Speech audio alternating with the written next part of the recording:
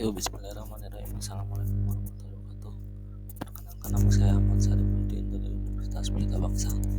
Saya presentasikan interaksi manusia dan komputer.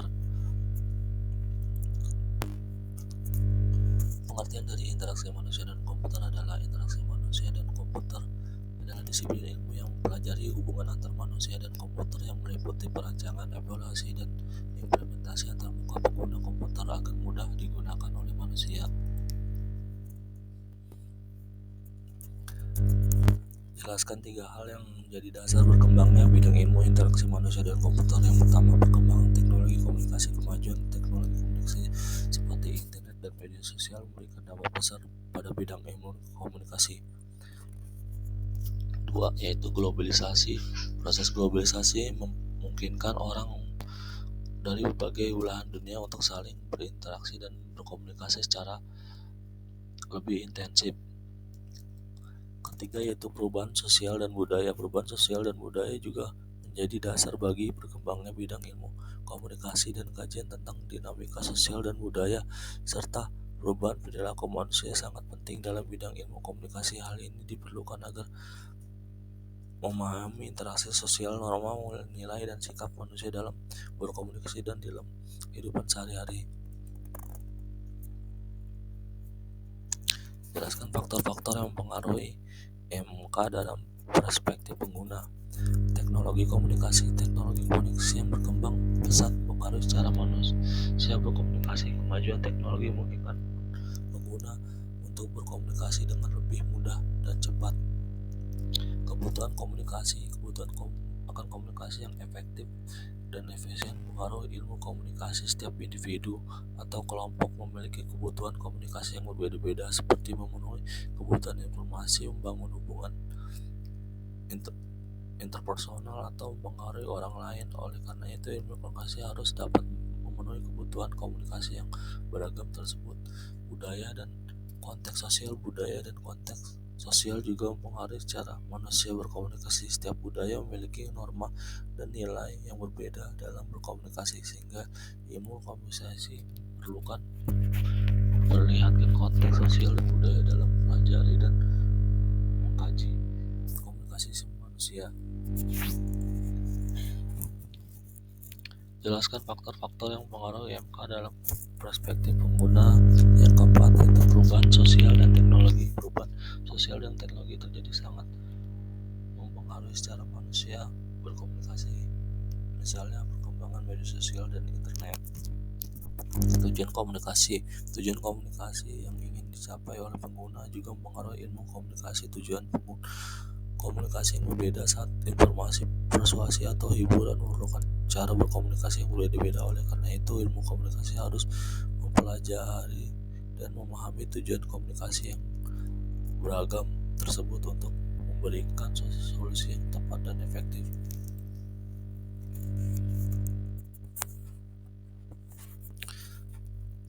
Apa karakteristik desain antarmuka pengguna yang penting dalam MK?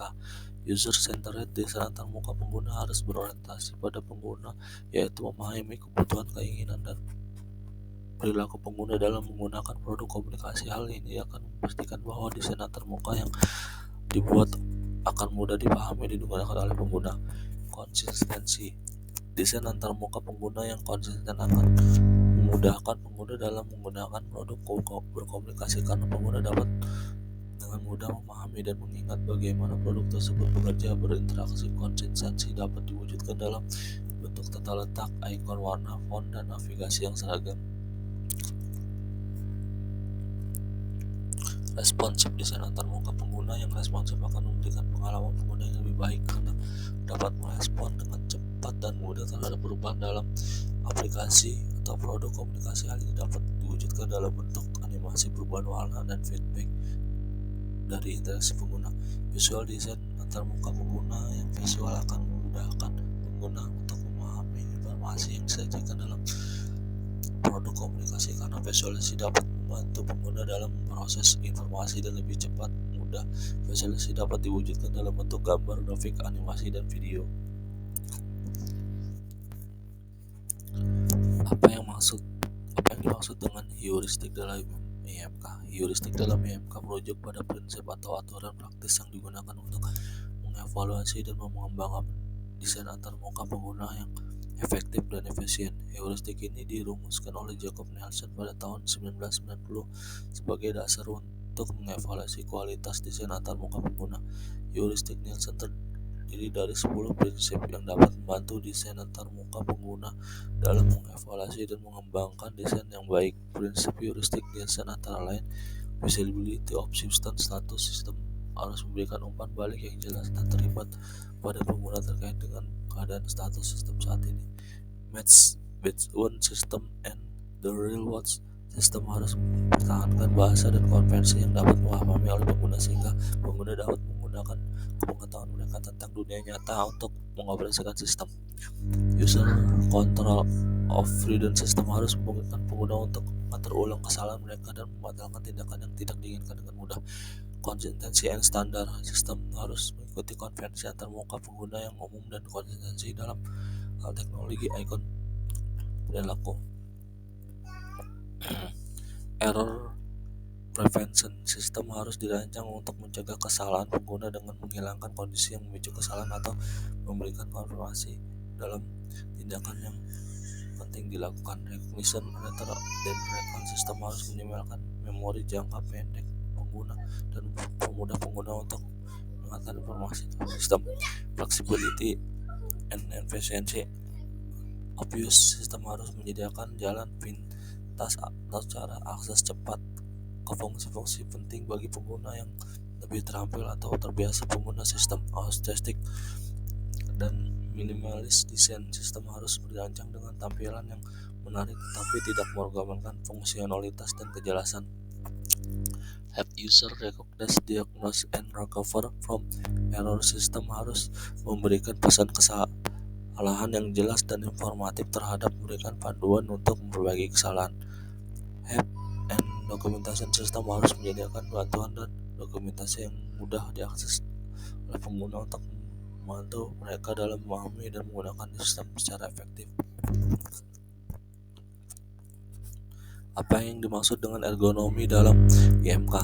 Ergonomi dalam IMK adalah studi tentang bagaimana desain antarmuka pengguna dapat disesuaikan dengan kebutuhan fisik dan psikologis pengguna sehingga pengguna dapat bekerja dengan nyaman dan efektif dengan antarmuka pengguna. Ergonomi juga dikenal sebagai ilmu yang berfokus pada desain produk dan lingkungan yang aman, nyaman, efektif pengguna. Dalam IMK, ergonomi melihatkan perancangan antarmuka pengguna yang mempertimbangkan faktor-faktor seperti ukuran dan bentuk tombol, tata letak antarmuka, tingkat kecerahan, kontras layar, serta tata letak keyboard, mouse. Ergonomi juga merancang faktor-faktor psikologis seperti kejelasan dan konsistensi antarmuka, kesesuaian dengan tujuan pengguna, dan kemudahan penggunaan. Pentingnya ergonomi dalam IMK terletak pada upaya untuk mengoptimalkan pengalaman pengguna dengan antarmuka pengguna, meningkatkan produktivitas, mengurangi kelelahan dan cedera disebabkan oleh pengguna antarmuka yang tidak nyaman, serta mengurangi kesalahan pengguna dan kebingungan dalam mengoperasikan sistem. Dengan mempertimbangkan faktor-faktor ergonomi dalam desain antarmuka pengguna, IMK dapat memberikan pengalaman pengguna yang lebih baik dan efektif. Apa yang dimaksud dengan pengalaman pengguna user experience dalam IMK? Pengalaman pengguna user experience dalam IMK adalah keseluruhan persepsi dan tanggapan pengguna terhadap penggunaan suatu antarmuka pengguna untuk sistem ini mencakup interaksi pengguna dengan antarmuka pengguna, tampilan visual antarmuka, kemudahan pengguna, dan respon sistem terhadap tindakan pengguna.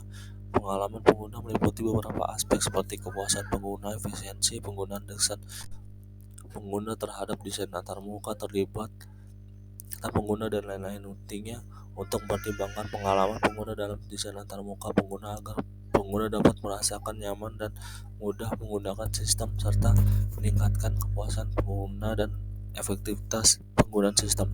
Desainer antarmuka pengguna biasanya mengumpulkan data tentang pengalaman pengguna melalui tes pengguna, survei, dan analisis perilaku pengguna. Hal ini membantu mereka memahami perspektif pengguna dan membuat perubahan desain yang sesuai untuk meningkatkan pengalaman pengguna. Dan dalam MMK, pengalaman pengguna yang baik dapat meningkatkan adaptasi teknologi, mengurangi tingkat kegagalan penggunaan, dan memperkuat loyalitas pengguna terhadap produk atau layanan. Apa yang dimaksud dengan konteks dalam MMK? Beberapa faktor konteks dalam MMK meliputi: 1. Lingkungan termasuk cahaya, suara, dan kondisi fisik sekitar pengguna yang dapat mempengaruhi pengalaman pengguna. Misalnya, suara bising lingkungan kerja dapat mengganggu konsentrasi pengguna saat menggunakan sistem. Tujuan penggunaan, tujuan dan tugas yang ingin dicapai oleh pengguna saat menggunakan sistem seperti membuat laporan, proses data, atau berkomunikasi dengan orang lain. 3. Kelompok pengguna, kelompok atau individu yang akan menggunakan sistem atau antar muka pengguna termasuk usia, gender, tingkat pendidikan, dan lain-lain. 4. Konteks sosial, faktor-faktor sosial yang mempengaruhi pengalaman penggunaan seperti norma, nilai sosial, budaya, dan keterlibatan pengguna.